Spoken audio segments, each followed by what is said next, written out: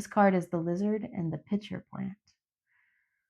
The first thing I'm noticing are the stripes on the lizard.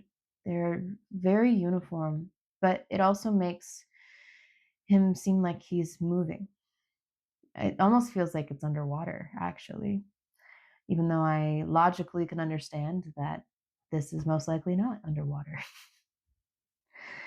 And I'm noticing that the pitcher plant, which is a plant I'm not familiar with, has openings at the top and seems hollow within. And it feels like the lizard's almost frozen, like as if he was moving through water, but is frozen in place.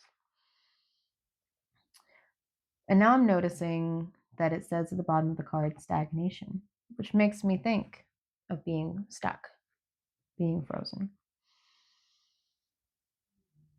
Okay, so now let's see what Jessica Roux has to say about this card. Okay, the lizard and the pitcher plant. The carnivorous pitcher plant traps its prey within its leaves. The lizard, which may occasionally find itself ensnared in a pitcher plant's trap, has come to represent death and resurrection, as it possesses the unique ability to drop its tail when stuck. A new tail can grow in the old one's place, though it is never quite the same as the original. The upright definition to this card is you may be feeling stuck, frozen in place, or without an escape. Reflect on the lizard's ability to shed and regrow its tail. There may be things in your life you can leave behind, making way for new growth. The reverse definition for this card is this indicates a lost opportunity. Remember that it's okay to pass on some things, but before you turn away, ask yourself why you may feel averse or disinterested. What fears, if any, inform your decision? The question for this card is, what could I drop in order to feel like I am moving forward again? Okay. Beautiful. I love that every time, I think especially with Jessica Roux's interpretation in her guidebook, I'm always so amazed by the things that I didn't notice that she brings to my attention. And it just adds such a wonderful layer of depth and meaning to this card.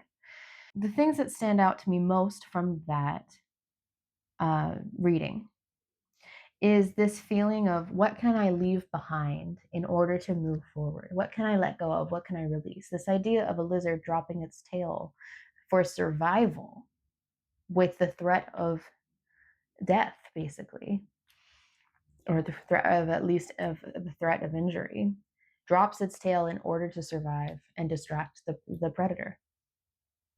It's such a beautiful example of when it comes down to it, when it comes down to the truth of how seriously we should take the extra weight that we are carrying, what really does not serve you that will allow you to survive, that you can release in order to survive. You do not need to carry that with you.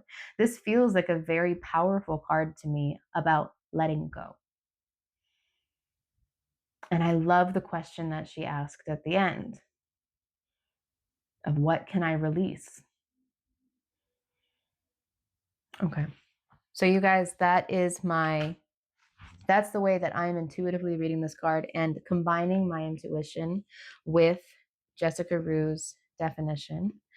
And then I am going to take some time now to write about the lizard and the pitcher plant in my dedicated tarot and oracle journal. And I'm going to reflect on that question that was asked at the end. And so I feel like there is some things there that I have an opportunity to explore. And I encourage you all to do the same with your own oracle decks. Make sure you're writing down each experience that you have with the deck as you're getting to know each individual card. This allows it to stay in our memory so much more concretely. I feel like the next time I pull this card, I'm immediately going to think of that lizard dropping its tail and question, what can you let go of? What are you holding on to you do not need? Thank you so much for being here today. It helps me so much if you subscribe to this channel. I have a lot of exciting things coming.